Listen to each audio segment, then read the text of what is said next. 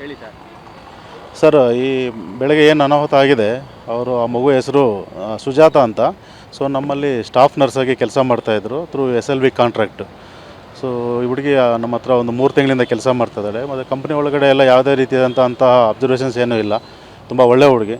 So ಹೊರಗಡೆ ಇವತ್ತು ಈ ರೀತಿ ಅನಾಹುತ ಆಗಿದೆ ಸರ್. ಇಲ್ಲಿ ಬೆಳಗ್ಗೆ ಕಂಪ್ನಿಗೆ ಕೆಲಸಕ್ಕೆ ಬರಬೇಕಾದ್ರೆ ಯಾರೋ ಒಬ್ಬ ವ್ಯಕ್ತಿ ಬಂದುಬಿಟ್ಟು ಆ ಹುಡುಗಿನ ಚಾಕುನಲ್ಲಿ ಇರ್ತಾ ಮಾಡಿದ್ದಾರೆ.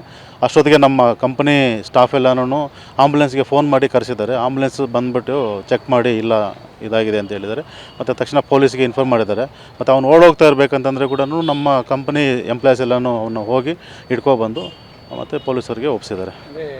ಸ್ಟಾಫ್ ಬೆಳಗ್ಗೆ ಇದನ್ನು ಶಿಫ್ಟ್ ಮುಗಿಸಿ ಹೋಗ್ತಾ ಇದ್ದೀವಿ. ಇಲ್ಲ, ಶಿಫ್ಟ್ಗೆ ಹೋಗೋರು ಸರ್, ಜನರಲ್ ಶಿಫ್ಟ್ಗೆ. ನಮ್ಮದು ಕಂಪ್ನಿ ಕೆಲಸ ಏನು ಸ್ಟಾರ್ಟ್ ಆಗುತ್ತೆ ಆ ಕೆಲಸಕ್ಕೆ ಹೋಗುವಂಥ ಜನ.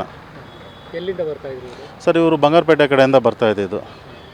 ಅವನು ಯಾರು ಹುಡುಗ ಯಾರು ಅಂತ ನಮಗೆ ಗೊತ್ತಿಲ್ಲ ಸರ್.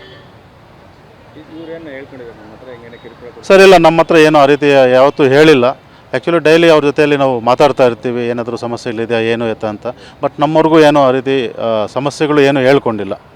ಎಷ್ಟು ದಿನದಿಂದ ನಿಮ್ಮಲ್ಲಿ ಕೆಲಸ ಮಾಡ್ತಾರೆ ಸರ್? ನಮ್ಮಲ್ಲಿ ಅದು 3 ತಿಂಗಳಾಯಿತು ಸರ್. 3 ತಿಂಗಳಿಂದ ಕೆಲಸ ಮಾಡ್ತಾಯಿದ್ದಾರೆ. ಇದು ಬೆಲ್ರೇಸ್ ಇಂಡಸ್ಟ್ರೀಸ್ ಅಂತ ನರ್ಸಾಪುರದಲ್ಲಿ ಇರೋಂಥದ್ದು. ನಾವು ಹೋಂಡಾ ಸಪ್ಲೈಯರ್ಸ್. ನರ್ಸಿಂಗ್. ಸೊ ಒಳಗಡೆ ಏನು ನಮ್ಮ ಎಂಪ್ಲಾಯ್ಸ್ಗೆ ಏನಾದರೂ ಇದಾದಾಗ ಅವರುಗಳಿಗೆ ಫಸ್ಟ್ ಏಡು ಅಂತ ಮಾಡೋಂಥದ್ದು ಕೆಲಸ ಎಲ್ಲನೂ ಇದು ಮಾಡ್ತಾರೆ. ಅವರು ನರ್ಸೆಲ್ಲ ಓದ್ಕೊಂಡು ಅವ್ರು ನಮ್ಮ ಇದರಲ್ಲಿ ಕೆಲಸ ಮಾಡ್ತಾ ಇರೋಂಥದ್ದು.